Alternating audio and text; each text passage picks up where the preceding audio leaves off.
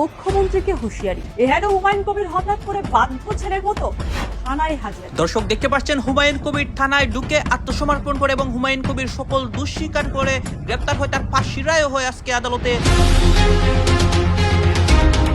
অবশেষে আজ হুমায়ুন কবির আত্মসমর্পণ করে শুভেন্দু অধিকারীর মামলায়।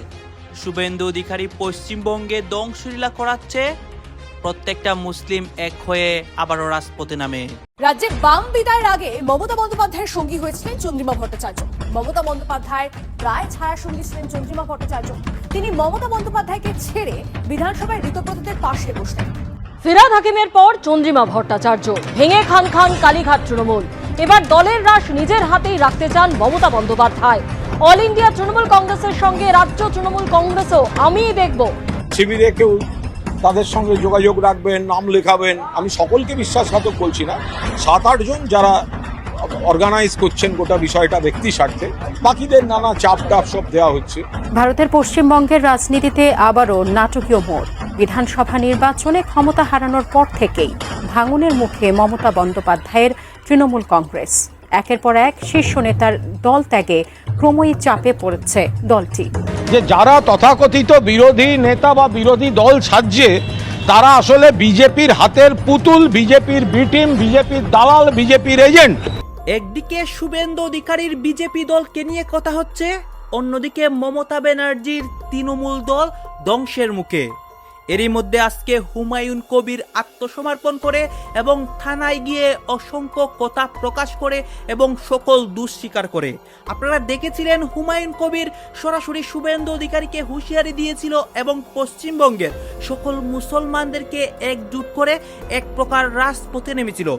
এখন সেই আত্মসমর্পণ করে এবং হুমায়ুন কবিরের কারাপ অবস্থা হয় হাইকোর্টে, এমনকি থানার মধ্যেও কিন্তু তার কারাপ অবস্থা। আপনারা দেখতে পারবেন এই মুহূর্তে হুমায়ুন কবির যা যা বলেছে এবং থানার ভিতরে যা হচ্ছে।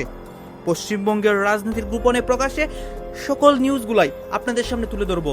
এহেন হুমায়ুন কবির হঠাৎ করে বাধ্য ছেলের মতো থানায় হাজিরা দিলেন। কি ব্যাপার?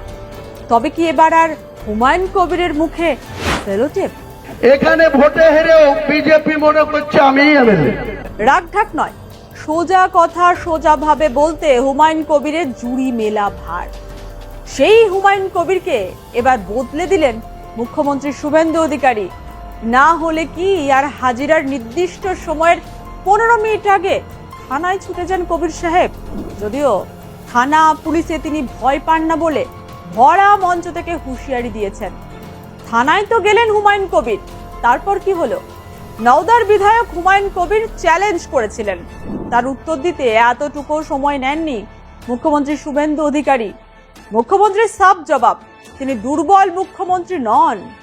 কড়া পদক্ষেপের হুঁশিয়ারিও দেন তিনি। সময় এসেছে এই ধরনের লোককে সবক শেখানোর। মুখ্যমন্ত্রীর হুঁশিয়ারির পরই শুরু হয় আইনি পদক্ষেপ। শুভেন্দু অধিকারীর হুঁশিয়ারির পর কি নিজের অবস্থান এতটুকুও বদলেছিলেন হুমায়ুন কবির? সরাসরি না হলেও ভাবে ভাবে নমনীয়তা লক্ষ্য করা যায় কবির সাহেবের মধ্যে। হুঁশিয়ারি শুনে এমন হাবভাব দেখিয়েছিলেন, তাতে করে মনে হয়েছিল তিনি ভাঙবেন তবু মচকাবেন না। শনিবার সকাল 11:30টায় তলব করা হয়েছিল আম জনতা উন্নয়ন পার্টির বিধায়ককে। রেজিনগরের কাশীপুরে এক সভায় উস্কানিমূলক মন্তব্য মামলায় তলব করা হয় হুমায়ুনকে। প্রকাশ্যে শক্তিপুর থানায় ওসির উদ্দেশ্যে হুঁশিয়ারি দেওয়ার মামলায় শুক্রবার হাজিরা দেননি হুমায়ুন। কি এমন হলো যে রাতারাতি সিদ্ধান্ত বদল? সকাল হতেই ছুটলেন থানায়। গত মঙ্গলবার সকালে তার বাড়িতে গিয়ে নোটিশ দিয়েছিল পুলিশ, তাকে তলব করে নোটিশ দেওয়া হয়। অন্যদিকে প্রকাশ্যে শক্তিপুর থানায় ওসির উদ্দেশ্যে হুঁশিয়ারি দেওয়ার মামলায় শুক্রবার শক্তিপুর থানায় তলব করা হয় হুমায়ুন কবিরকে, কিন্তু হাজিরা দেননি তিনি। শনিবার নির্ধারিত সময়ের 5 মিনিট আগে থানায় যাব বলে জানান হুমায়ুন কবির। থানায় ঢোকার আগে তিনি জানান তার নামে অনেকগুলো কেস হয়েছে। তিনি ডিজিপিকে চিঠি দিয়েছেন কোথায় কি কেস আছে তা জানতে। থানায় তার উত্তর পেতে এসেছেন। इन लोगों को शांत रखने के लिए, समझाने के लिए नहीं बुलाया। मैं पार्टी का चेयरमैन है, पार्टी का लीडर है, तो पार्टी का जो सारे आदमी हैं जो कार्यकर्ता है। শুনলেন হুমায়ুন কবির কি বললেন? আইনের প্রতি ভরসা রাখার কথা বললেন, অথচ এই হুমায়ুন কবিরই বলেছিলেন আমার লিমিট যদি ক্রস হয়ে যায় আর মাথার টাওয়ার গরম হয়ে যায়, সেদিন আমি এসপিও বুঝবো না, মুখ্যমন্ত্রীও বুঝবো না, আর কে কোথায় থাকলো আর কে কোথায় থাকলো না ওসব কিছু বুঝবো না। কোনো সময় তিনি আইনের ওপর ভরসা রাখার কথা বলছেন, আবার কোনো সময় গণগ্রেপ্তারের হুঁশিয়ারি দিচ্ছেন। হুমায়ুন কবির যে কোন পথের পথিক তা বোঝা দেয়। একদিকে যখন আমলা ও পুলিশ প্রশাসনের একাংশ হুমায়ুনকে আইনি জালে বাঁধার চেষ্টা করছে, তখন বিধায়ক আবার এই গণগ্রেপ্তারের হুঁশিয়ারি দিচ্ছেন, যার ফলে মুর্শিদাবাদের রাজনৈতিক সমীকরণ কোন দিকে নিয়ে যায়। দিদির যেখানে জিগার কা টুকরা ঈদের চাঁদ ববি হাকিম পাল্টি মেরে দিল, সেখানে চন্দ্রিমা আর কি করবে? চাঁদ যেখানে, চন্দ্রিমাকে তো সেখানেই যেতে হবে। But that is not the point. The point is thanks to this ঘটনা, যেটাকে কেন্দ্র করে এই এত নাটক, যেটাকে ছুতো করে এই এত নাটক, মেট্রোপলিটন ভবন তৃণমূল কংগ্রেসের দলীয় কার্যালয়, যেটা নাকি ঋতব্রত ক্যাপচার করে নিয়েছেন, এবং সেটা নিয়ে মমতা বন্দ্যোপাধ্যায় নাকি চন্দ্রিমাকে খোঁচা দিয়েছেন।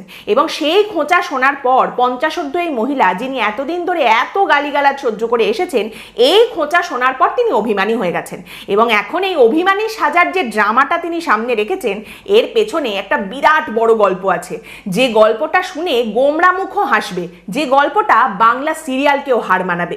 দেখুন, এখন অনেকেই দিদিকে টাটা বলে চলে যাচ্ছেন, কিন্তু দিদিকে বাকি সবাই ছেড়ে যাওয়ার আগে, বাকি সবাই দিদিকে টাটা বলার আগে, সবার আগে যিনি হাওয়া বুঝে বাবা বলে বুকের ওপরে চেপে বসে একেবারে মমতার দিক থেকে মুখ ঘুরিয়ে নিয়েছিলেন, সেই হিরো হিরালালের নাম হচ্ছে মন্টু।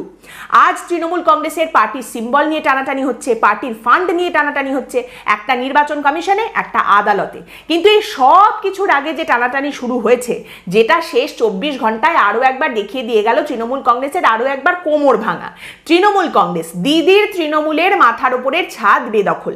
এবার এর পেছনে চাঁদ ববি হাকিম আছেন না চন্দ্রিমা আছেন, কিন্তু সবার আগে যিনি আছেন সেই ভদ্রলোকের নাম হচ্ছে the one and only Montu. যে মন্টু এই তৃণমূল কংগ্রেসের কার্যালয় মেট্রোপলিটন ভবনের আসল মালিক, যে মন্টু এতদিন দিদি দিদি বলে ধেই ধেই করতে করতে হেদিয়ে পড়তে পড়তে দিদিরও আগে পৌঁছে যেতেন। এবার আপনি একটু বেমক্কা খেয়ে জিজ্ঞেস করতে পারেন, কে মন্টু, কিসের মন্টু?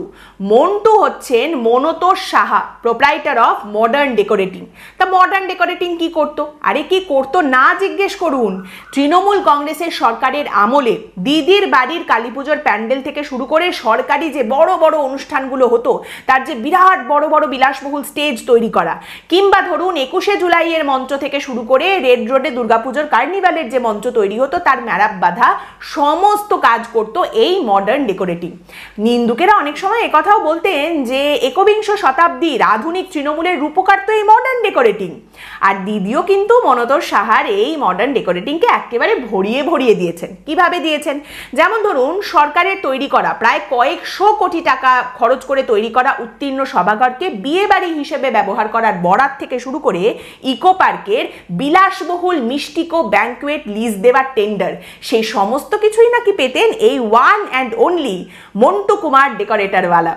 2021-এ অভিষেক বন্দ্যোপাধ্যায় ঠিক করেন নির্বাচনের পর ফলাফল বেরোনোর পরে যে তপসিয়ায় তৃণমূল কংগ্রেসের যে পুরনো কার্যালয়টা রয়েছে, সেটা ভেঙে ফেলে নতুন করে কর্পোরেট আদলে অফিস তৈরি করা হবে।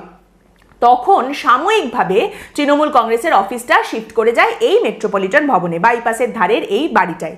এবার এই বাড়িটার আসল মালিক হচ্ছেন এই মন্টু দা ওরফে মনোতোষ সাহা, এবং তার দাবি হচ্ছে চুক্তি ছিল 2025 পর্যন্ত। কিন্তু চুক্তি 2025-এ শেষ হয়ে গেছে যেমনটা উনি দাবি করছেন, তারপরেই যে উনি খাপ খুলেছেন এমনটা কিন্তু নয়। আসলে তখনও পর্যন্ত ভাবনা ছিল যে এরপর যদি আবার তৃণমূল কংগ্রেস ক্ষমতায় চলে আসে, তাহলে তো এই যে প্রেম প্রীতি এত কিছু দেওয়া নেওয়ার যে একটা ব্যাপার রয়েছে, সেটা তো শেষ হয়ে যাবে, তাহলে তো খুব একটা লাভ হবে না। কিন্তু 4 মে যেই তৃণমূল কংগ্রেস ধপাস, সঙ্গে সঙ্গে মন্টুদা একেবারে ঝক্কাস।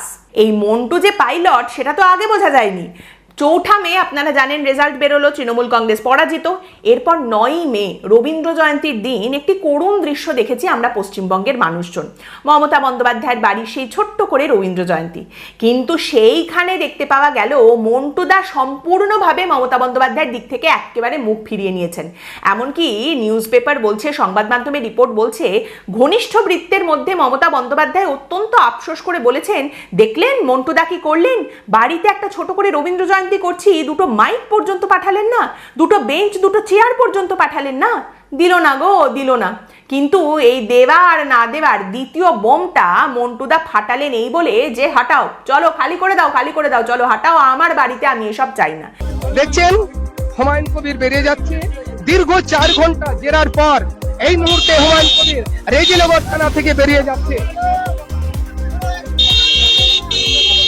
শক্তিপুরের বিষয় শক্তিপুর দেখবেন, এটা রেজিনগরের কেস হয়েছিল। রেজিনগরের কেস নম্বর 219/2026, ডেটেড 27/6/2026।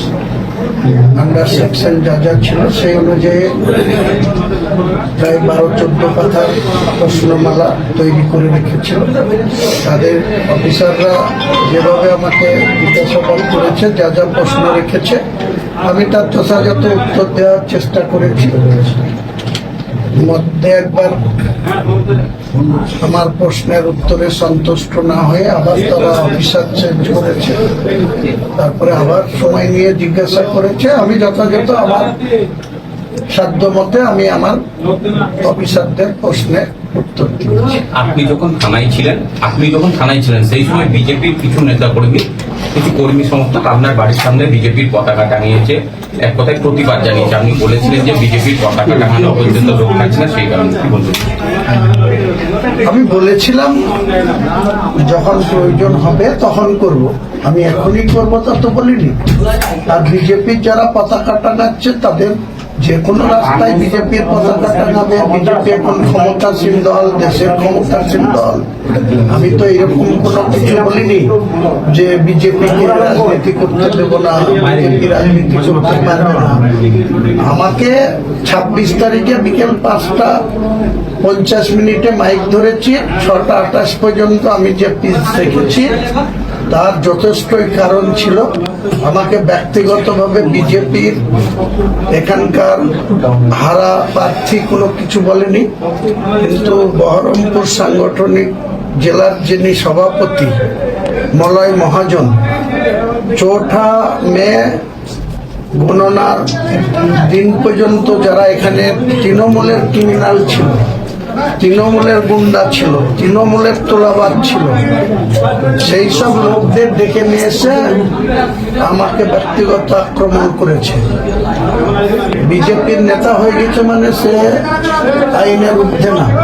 আমিও যেমন আইনের ঊর্ধ্বে না, তেমনি বিজেপির নেতা সরকার চলে এসছে মানে সরকারের বিজেপির লোকরা আমার মাথা কেটে নেবে আর আমি মাথা পেতে দেবো, এটা না, ভারতের সংবিধান সেটা বলে না। তো তাদের আচরণটা এরকম দেখেছি তাই বলেছি। আমিও যেমন আচরণ সংযত করব, সংযত থাকবে, পাশাপাশি যারা শাসকে এসছে তাদেরকেও সংযত আচরণ করতে হবে, মানুষের জন্য কাজ করতে হবে। এই জেলার উন্নয়ন অনেক পেন্ডিং আছে। রেজিনগর শিল্প তালুক থেকে শুরু করে